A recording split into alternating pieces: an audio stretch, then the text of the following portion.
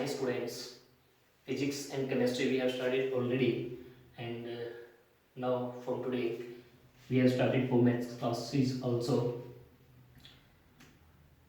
We will upload firstly for the board classes 10th and 12th. Later on we will also upload the video for 9th and 11th classes also. So let's start from the plus 2 class. In plus 2 class there are 13 chapters. There are 13 chapters.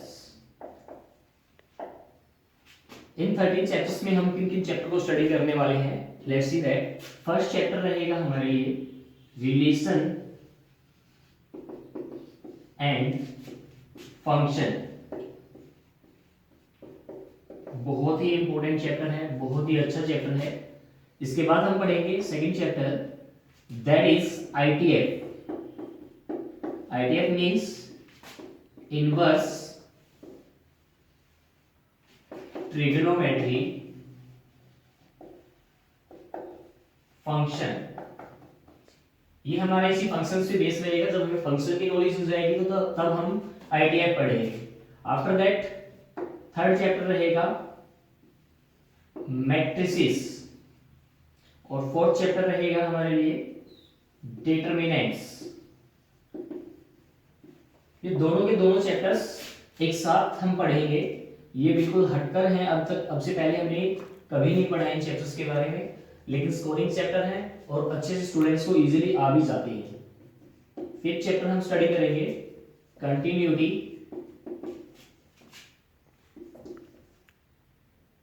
And differentiability. After continuity differentiability we will study about the application of differentiation.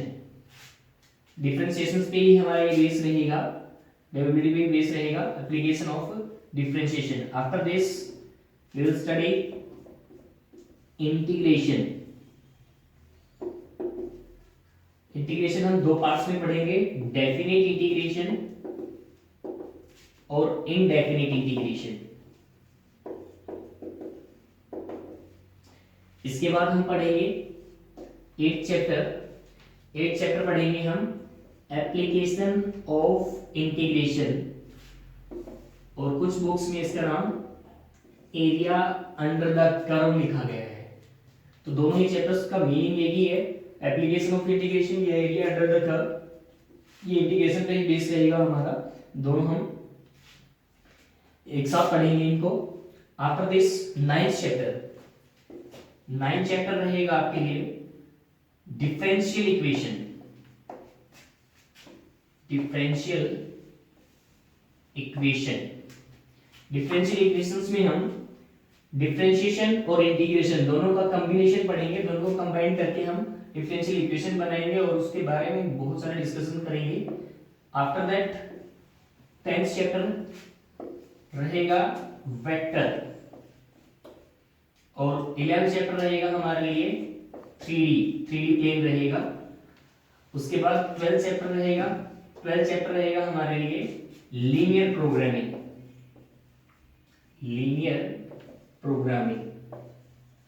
12th class का सबसे easiest chapter linear programming ये रहेगा. तो यहां से definitely board एक questions डालता ही है. आफ्टर दैट लास्ट चैप्टर रहेगा आपके लिए प्रोबेबिलिटी. ये सारे चैप्टर्स हम प्लस 2 कोर्स में पढ़ेंगे. इस प्लस 2 कोर्स को स्टार्ट करने से पहले हमने फ्लो चार्ट्स के बारे में आपको बताया है कि ये फ्लो चार्ट्स में हम 13 चैप्टर्स को डिस्क्राइब करने वाले हैं. और इन 13 चैप्टर्स में first chapter, second chapter, fifth chapter, sixth chapter, 7th, 8th, 9th ये सारे एक ही सीरीज से हम पढ़ेंगे. थर्ड एंड फोर्थ ये एक साथ एक सीरीज में पढ़ेंगे. वेक्टर एंड 3D ये हम एक सीरीज में पढ़ेंगे और ये हमारे सेपरेटली चैप्टर्स हैं. इनको हम कभी भी बीच में करवा देंगे. ये तो शॉर्ट लेक्चर्स होता है, बिल्कुल 2 दिन का ही कंटेंट है इसमें. तो लीनियर प्रोग्रामिंग 2 दिन में ही क्लियर कर देंगे स्टूडेंट्स इसको.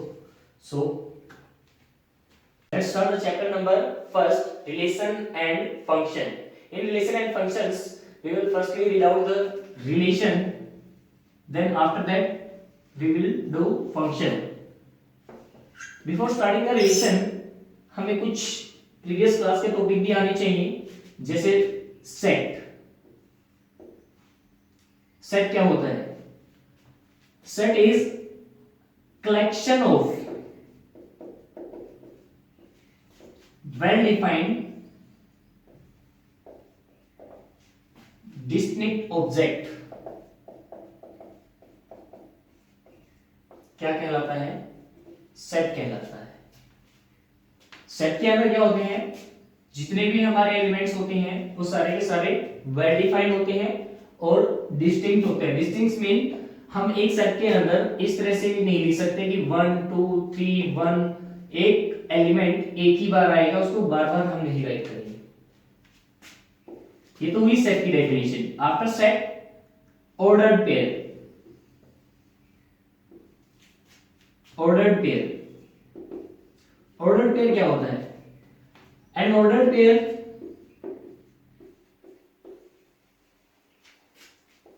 consists two elements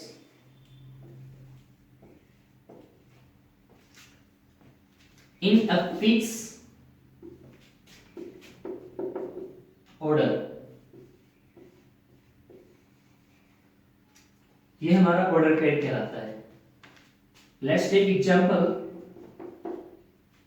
late A and B are two set, then AB is a ordered pair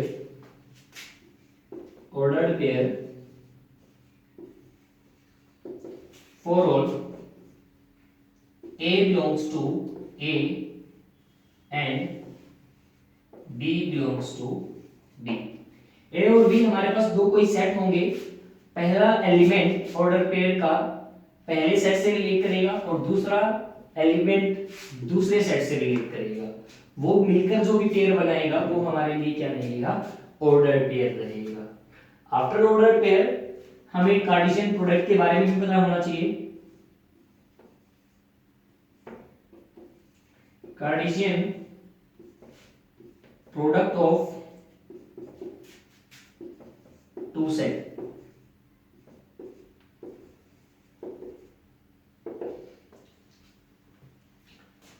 It is represented, firstly it is represented by A cross B। Means हमें दो set का अगर product करना है तो उसको हम डिफाइन करेंगे A क्रॉस B से। और होता क्या है Cartesian product? It is a set of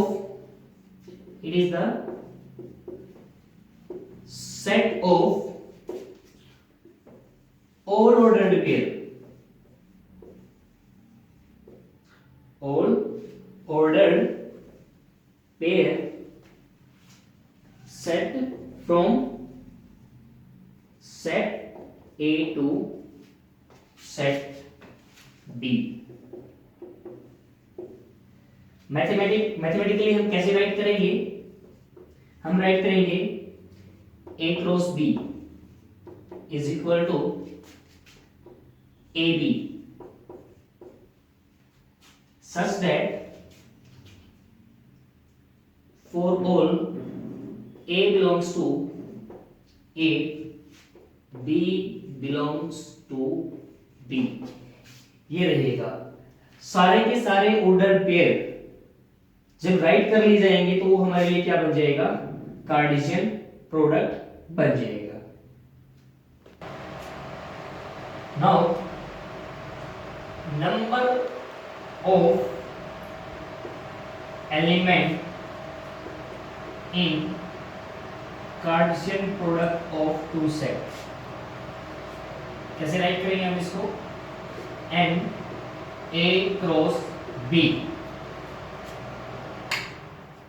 किसके इक्वल रहेगा? ये N of A into N of B। Number of element किसी कार्टेशियन प्रोडक्ट में कितने होंगे, जितने एलिमेंट ए के अंदर होंगे उसकी multiply number of element in B में जितने होंगे उनसे करनी है, तो हमें पता चल जाएगा कि total number of element A cross B में कितने लाए गए हैं। Let's see according from example, let set A is equal to 1 2, set B is equal to 3 4। अगर हमें ए क्रॉस बी निकालना है तो हम किस तरह से निकालेंगे, इसका फर्स्ट इसके साथ, ये 4 के साथ भी ऑर्डर पेयर बनाएगा, 2 हमारा 3 के साथ भी ऑर्डर पेयर बनाएगा और 2 हमारा 4 के साथ भी ऑर्डर पेयर बनाएगा। That is the Cartesian product of two set. अगर हम इसको वेरीफाई करना चाहें तो number of element in A cross B is equal to n of A into n of B. क्या ये हमारा सही है? Number of element A cross B कितने हैं? 1 2 3 4, that is 4। Number of element in A में कितने एलिमेंट हैं? 2, और बी में कितने एलिमेंट हैं? 2, 2 into 2 4। तो नंबर ऑफ एलिमेंट किसी भी कार्टेशियन प्रोडक्ट में अगर हमें निकालना है तो हम उसके सेट के में जितने भी एलिमेंट प्रेजेंट हैं उनकी प्रोडक्ट करके भी बता सकते हैं। Correct? Relation. Now come at the topic relation. Let A and B are two non-empty sets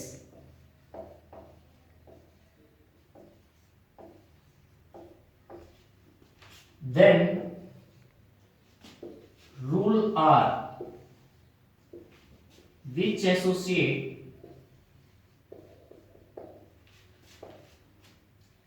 element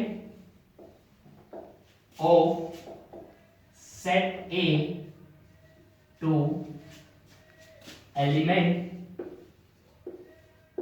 of set B relation कहलाता है। क्या है? A और B दो हमारे पास नॉन एम्प्टी सेट्स हो तब कोई रूल ए सेट के एलिमेंट को बी सेट के एलिमेंट के साथ रिलेट करेंगे, वही हमारा रिलेशन कहलाएगा। देखिए कैसे रिप्रेजेंट करते हैं हम इसको।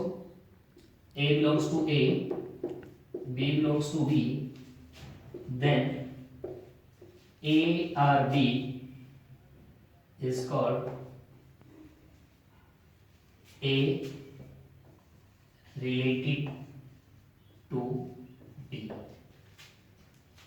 अगर ये लिखा मिल जाए तो इसका क्या मीनिंग रहेगा?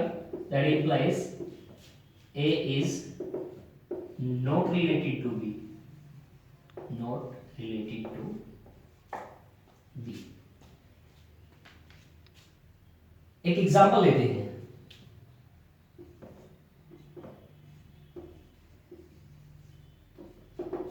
सेट ए में हम एलिमेंट ले लेते हैं 1 -4 1 2 4 9, और सेट बी ले लेते हैं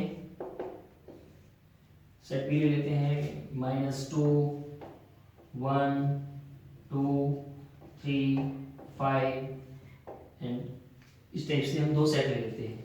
फिर कहते हैं कि ए और बी का रिलेशन है, ए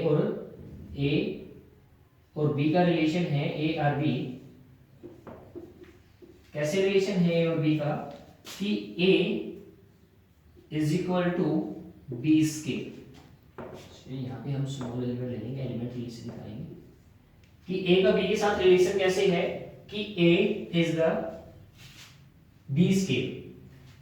अब यहां पे हम -4 ए की जगह पे हम पुट करेंगे ए के एलिमेंट, बी की जगह पुट करेंगे हम बी सेट के एलिमेंट।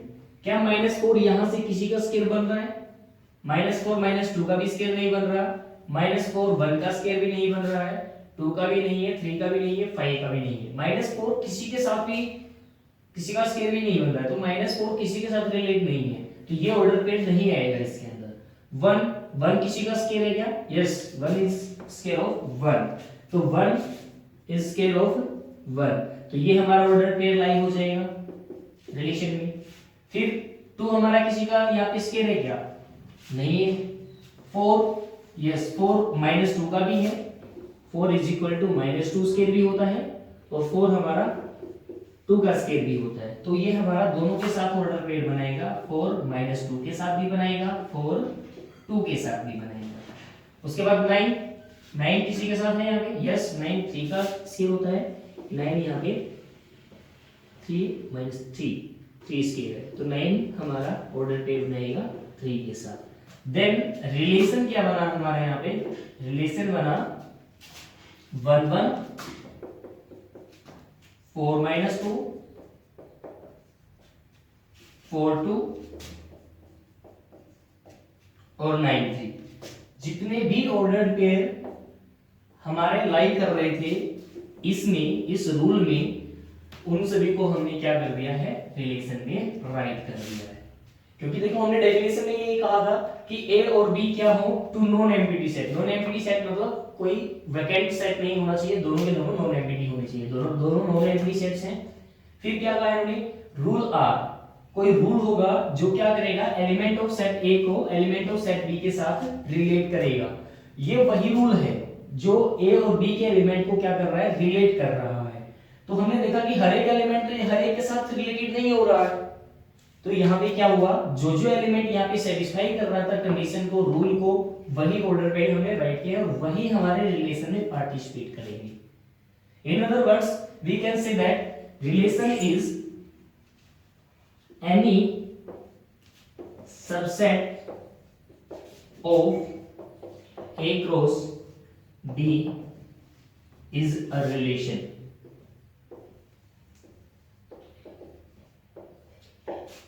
हाँ, हर एक पेयर जो होगा वो रिलेशन होगा, बट वो किसी भी रूल के अंदर आ सकता है। वो कोई किसी रूल के अंदर, अगर मैं इसी रिलेशंस को अगर यहाँ पर A = B कहता तो हर एक एलिमेंट क्या होता है यहाँ पे? -4 यहाँ पे किसी के इक्वल नहीं है, 1 यहाँ पे 1 के इक्वल है, 1 का 1 के साथ बन जाता, 2 का 2 के साथ बन जाता, और किसी का नहीं बनता यहाँ पे पेयर, और किसी का पेयर नहीं बनता। उस केस में हमारा 2 2 पार्टिसिपेट कर लेता, 1 1 पार्टिसिपेट कर लेता, 2 2 यहाँ पे पार्टिसिपेट नहीं कर रहा है।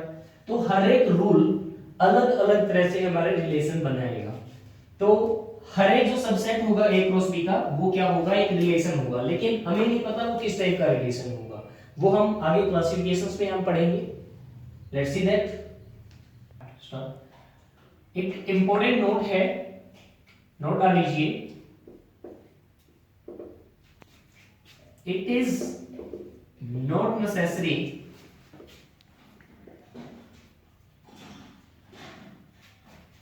that every element of set A is related to every element of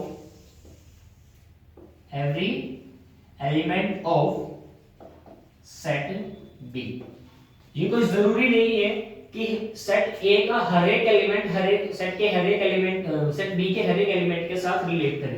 अभी प्रीवियस एग्जांपल हमने देखा था, प्रीवियस एग्जांपल्स दोबारा से मैं दिखा देता हूं यहाँ पे। -4 1 2 3 9 एंड बी था हमारे पास 4, यहाँ पे था हमारा शायद -2 1 2 3 4 5, ये कुछ था। और हमारा रिलेशन क्या आया था? रिलेशन आया था हमारा 1 to 1 -4 to 2 -4 to -2 आया था, -4 के साथ 2 भी आया था और 9 के साथ 3 आया था। अब यहाँ पे देखिए, क्या सेट ए का हर एक एलिमेंट सेट के हर एक एलिमेंट बी के हर एक एलिमेंट के साथ रिलेट है क्या? नहीं है। तो ये एक इंपॉर्टेंट नोट है। जब हम फंक्शन की डेफिनेशन करेंगे तो थोड़ा सा कंफ्यूज हो जाते हैं रिलेशंस की डेफिनेशन और फंक्शन की डेफिनेशन में, और फिर कुछ बच्चे बाद में क्वेश्चंस करते हैं, सर इसका तो हर एक एलिमेंट लाइन नहीं कर रहा है, तो क्या ये रिलेशन होना चाहिए? यस ऑफ कोर्स, रिलेशन क्या कहता है? चाहे एक भी हमारा ऑर्डर पेयर आए वो भी एक रिलेशन होगा, लेकिन वो क्या करेगा? रूल को आइडेंटिफाई करेगा। रूल हमारा जो कह रहा है उस रूल को अगर आइडेंटिफाई कर रहा है, उसके साथ सेटिस्फाई कर रहा है, तो वो हमारा ऑर्डर पेयर रिलेशन कहलाएगा। आफ्टर दिस डोमेन को रेज करते हैं हम, domain and range. Domain and range क्या होता है? डोमेन होता है first element of order pair, और रेंज क्या होगा? रेंज होगी second element of order pair. ये हमारे लिए रेंज कहलाएगी। First element of order pair, ये रिलेशन है हमारे पास, इस रिलेशन का ही हम डोमेन निकालते हैं। डोमेन ऑफ द रिलेशन कैसे निकालेंगे? डोमेन 1 - 4 9, 1 - 4 9, -4 को हम 2 टाइम नहीं लिखेंगे, 1 टाइम ही हमारा आंसर जाएगा। और इसके बाद हमारा क्या है? रेंज ऑफ द रिलेशन क्या बनेगा? रेंज ऑफ रिलेशन बनेगा हमारा 1 - 2 2 3, यानी क्या लिखेंगे? -2 1 2 3। इस टाइप से हमारा फर्स्ट ऑर्डर पेयर का फर्स्ट एलिमेंट जो होगा वो तो होगा डोमेन, और जो हमारा सेकंड एलिमेंट होगा वो होगा हमारा रेंज। इस टाइप से हमने आज रिलेशन पढ़ा। रिलेशन के लिए प्रीवियस नॉलेज सेट्स पढ़ा हमने। सेट के बाद हमने पढ़ा ऑर्डर पेयर के बाद पढ़ा हमने कार्टेशियन प्रोडक्ट, और कार्टेशियन प्रोडक्ट के बाद पढ़ी हमने definition of relation and relations क्या होता है। आफ्टर दैट रिलेशन का एग्जांपल और क्या चीज रिलेशन हो सकता है क्या नहीं होगा। डोमेन एंड रेंज, ये यहां तक हमने क्लियर किया है। अब मैं इसके बेस पर एक क्वेश्चंस पूछता हूं आप लोगों से। तो हाउ, यहाँ पे क्वेश्चंस एक डालते हैं हम आपके लिए आज का question. How many relation in all where set A contain 4 elements and set B contain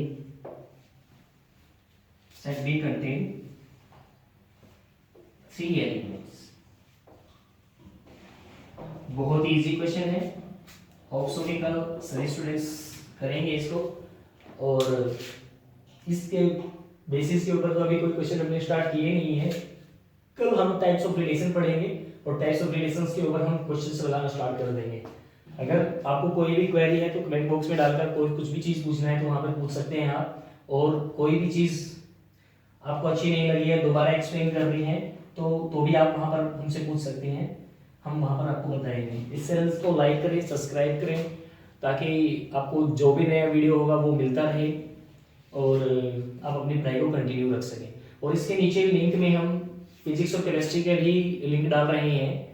वहाँ अगर किसी को फिजिक्स और केमिस्ट्री से रिलेटेड अगर कोई भी वीडियोस देखनी है तो वो फिजिक्स और केमिस्ट्री के भी वीडियोस वहाँ से देखें और लाइक करें।